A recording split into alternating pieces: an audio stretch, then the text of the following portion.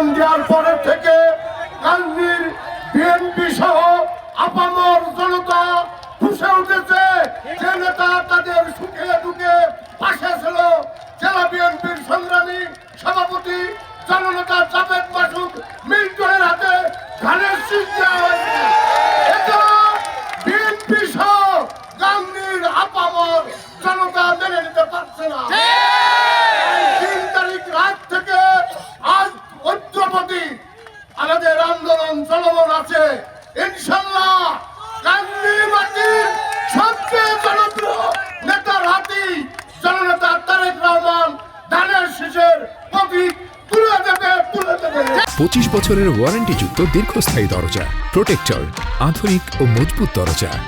যতদিন পর্যন্ত আমাদের প্রিয় নেতার হাতে, গান্ধী উপজেলার সবচেয়ে জনপ্রিয় নেতার হাতে মনোনয়ন, ধানের শীষের মনোনয়ন না যাবে, ততদিন আমাদের আন্দোলন অব্যাহত থাকবে। অপ্রত্যাশিত মনোনয়নের বিরুদ্ধে আমরা বিভিন্ন ধরনের কর্মসূচি নিয়ে আসছি বন্ধুরা আমার। যতক্ষণ পর্যন্ত এই মনোনয়নের পরিবর্তন না আসছে, যতক্ষণ পর্যন্ত জাভেদ মাসুদ মিল্টনের হাতে ধানের শীষ তুলে না দেওয়া হচ্ছে, ততক্ষণ পর্যন্ত আমরা এই লড়াই চালিয়ে যাব।